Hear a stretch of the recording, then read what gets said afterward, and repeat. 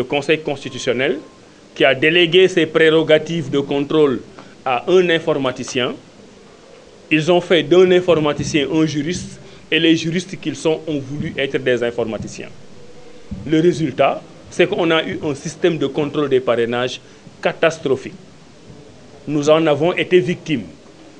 Ils nous ont convoqués à un deuxième tour de contrôle de nos parrainages en nous disant que vous aviez 18 000 doublons, 10 000 personnes qui ne sont pas identifiées dans le fichier et qu'il faut revenir au deuxième tour pour compléter. Nous l'avons fait le plus sérieusement et le plus professionnellement du monde. Et lors de ce deuxième tour, nous avons eu une vague de sympathie exceptionnelle de Sénégalais qui sont venus parrainer notre candidature. Au point qu'au deuxième tour, on a eu un stock de parrains plus important que ce que nous avons même eu au premier tour. Quand nous avons soumis notre dossier, la machine, la logistique du Conseil constitutionnel a décidé de façon arbitraire et injuste que le candidat Abdourahmane Diouf ne passerait pas. Pas parce que nous n'avons pas le nombre de parrains, parce que leur logistique, leur machine, leur logiciel a fait en sorte que nos données étaient piratées. Et qu'en piratant nos données, nous n'avions pas atteint le nombre maximum requis. Tous les Sénégalais l'ont vu. Mais quand cela s'est passé, en républicain, en patriote, nous nous sommes dit, malgré toutes ces injustices, nous faisons le deuil de notre candidature pour permettre à la République sénégalaise d'avancer.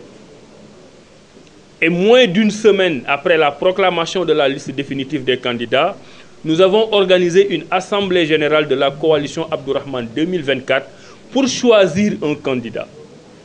Parce que nous avons considéré que la situation du pays est telle que nous ne devons pas faire preuve d'égoïsme. Faire preuve d'égoïsme, c'est de croiser les bras en se disant « j'aurais aimé être candidat, mais je ne le suis pas, je ne vais soutenir aucun autre candidat et je vais rester arbitre ». Donc nous avons tué nos égos, nous avons organisé notre assemblée générale et nous avons choisi un candidat. Il se trouve qu'au moment où il fallait officialiser ce choix, le président de la République, Macky Sall, a fait son discours du 3 février et a reporté l'élection présidentielle. Durant ce temps, il y a eu un grand stand-by où le débat était animé par le report ou non de l'élection présidentielle, la participation ou non à un dialogue pour le report de l'élection présidentielle. Je précise que nous n'avons pas été porteurs du projet du report parce que nous avons fait le deuil de notre candidature dès l'instant que le Conseil constitutionnel avait publié sa liste définitive. Nous avons fait le choix de ne pas aller à un dialogue parce que nous considérions que même si le Conseil constitutionnel a passé la balle au président de la République, on n'avait pas besoin d'un dialogue pour définir une nouvelle date. Donc nous sommes restés très cohérents et constants dans nos principes, dans nos valeurs et dans notre façon de faire de la politique. Maintenant, nous pensons que cette crise est derrière nous. Nous l'espérons, malgré les rumeurs que nous entendons. Nous espérons que le 24 mars, il y aura une élection présidentielle. Et le candidat Abdourahmane Diouf que je suis, la coalition Abdourahmane Diouf 2024 qui m'a investi, le parti Awalé et nos sympathisants ont décidé que nous allons soutenir le candidat Bassirou Diomaye Faye. Ils ont décidé que nous allons intégrer la coalition Diomaye Président. Cela s'explique aisément pour deux raisons au moins.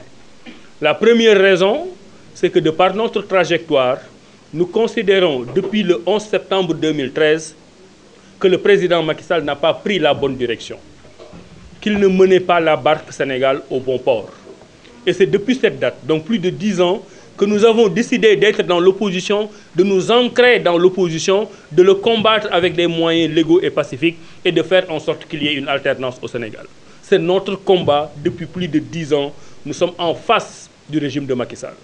C'est pour ça que même après l'intermède de notre départ de la vie politique, quand nous sommes revenus avec le parti Awalé, nous avons manifesté encore notre ancrage dans l'opposition. Donc le premier critère de notre choix, c'était de choisir quelqu'un qui est dans l'opposition et qui essaie de changer le système. La deuxième raison, c'est que à Awalé, nous avons travaillé sur un programme. Nous avons beaucoup investi dans la proposition d'idées.